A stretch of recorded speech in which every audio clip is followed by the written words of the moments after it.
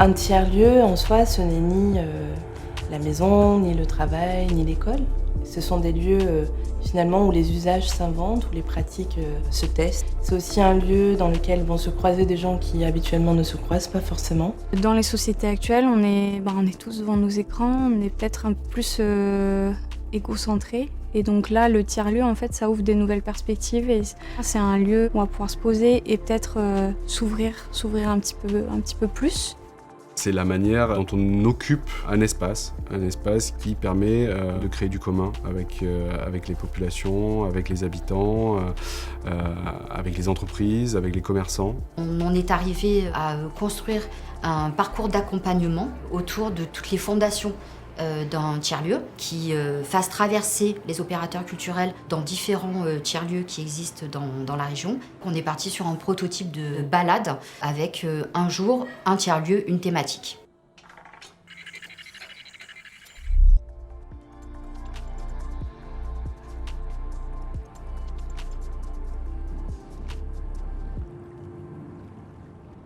Toulon est certainement une des villes qui a, par rapport à des villes similaires, à peu près 20 ans de retard en termes d'aménagement urbain, en termes de réappropriation d'un cœur de ville et finalement aussi en termes de culture. Donc il y a eu un projet de requalification qui a duré à peu près 14 ans sur le cœur de ville.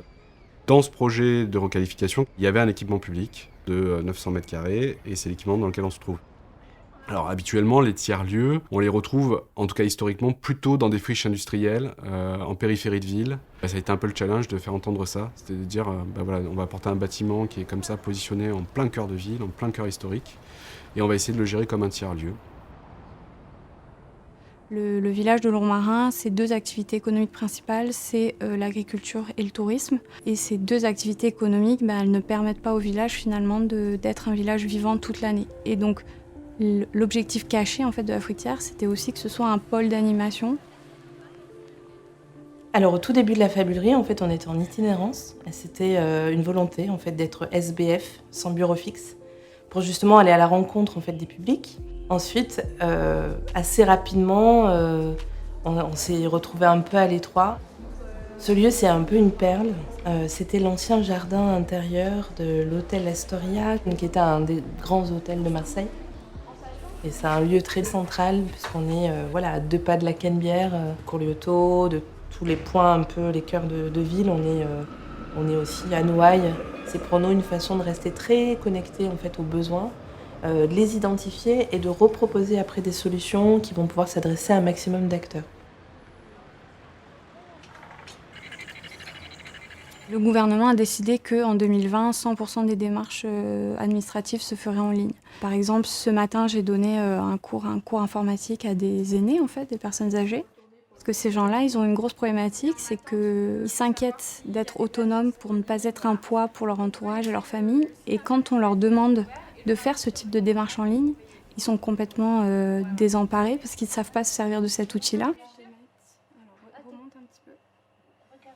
Mais l'inclusion numérique, en fait, ça va au-delà. C'est toute la partie accompagnement qu'on va pouvoir fournir. Aujourd'hui, l'info, les jeunes l'ont dans la poche. Donc pour qu'ils reviennent dans ces lieux, il faut de l'expérience.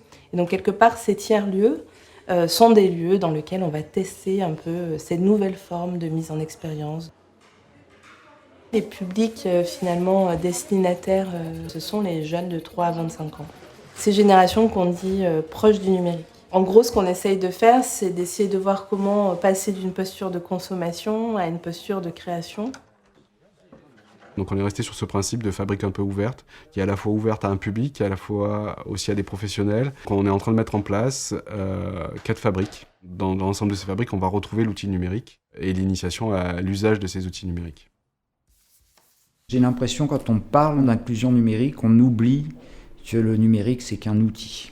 C'est un labo avec des milliers d'outils, qui peuvent déboucher sur des centaines de métiers différents.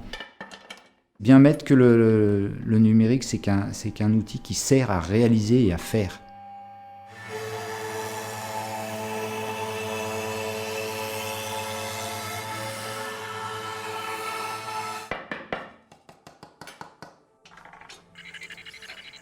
Les projets artistiques, c'est l'essence même de l'association du Port des Créateurs.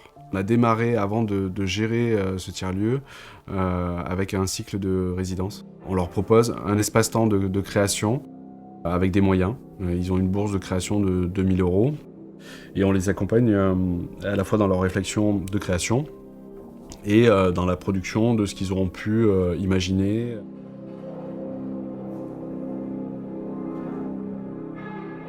Sur tous les projets qu'on développe à la Fabulerie, il y a une dimension forte artistique, qui n'est pas une finalité, mais en tout cas sur laquelle on va toujours s'appuyer pour faire avancer le projet. C'est un fantôme. Non, c'est un hologramme. Autour de la structure, il y a à peu près une quarantaine d'artistes avec lesquels on travaille souvent. On est profondément convaincus que le champ des disciplines un peu académiques telles qu'on pouvait le penser au 19e avec la danse, la musique, les arts plastiques qui étaient comme ça partitionnés, aujourd'hui c'est un peu explosé tout ça et on a des chorégraphes qui travaillent avec des plasticiens qui travaillent avec des musiciens. Donc voilà, ça c'est aborder le champ de l'expérimentation et de l'hybridation de cette manière-là.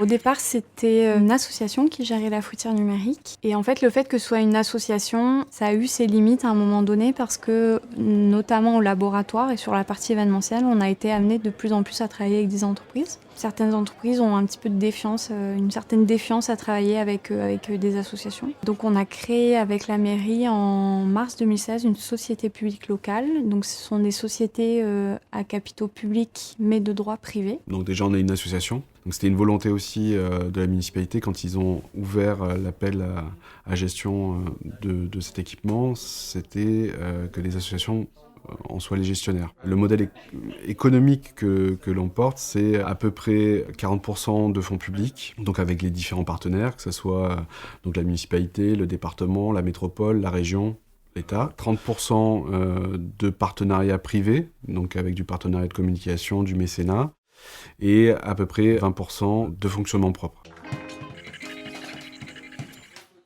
On essaye de faire communauté ici au Port des Créateurs en essayant de créer des outils qui permettent de faire communauté, de créer de l'échange, de créer du partage, de créer des moments de réflexion commune, des moments de convivialité aussi. Par exemple, ici, vous allez pouvoir croiser un artiste ou des scolaires. C'est des gens dans votre sphère professionnelle que vous ne serez peut-être pas amenés à rencontrer. Dans un tiers-lieu, c'est possible. Donc c'est vraiment de garder un côté d'ouverture. C'est comme ça qu'on fait communauté, c'est en étant réellement ouvert à l'écoute avec de l'empathie pour tout le monde.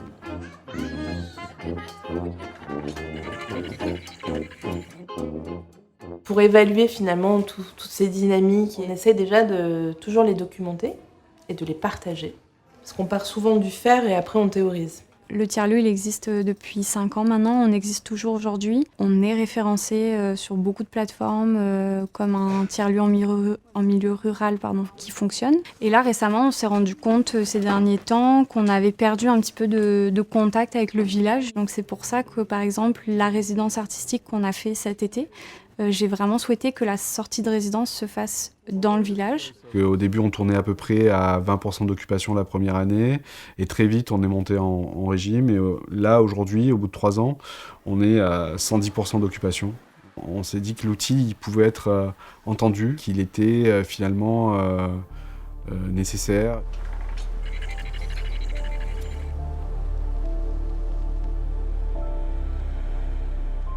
Tout opérateur culturel peut se poser légitimement la question, mais pourquoi devenir tiers-lieu, puisque je réponds déjà à certaines missions de tiers-lieu. Je suis ouvert, j'accueille des publics, je fais de la médiation.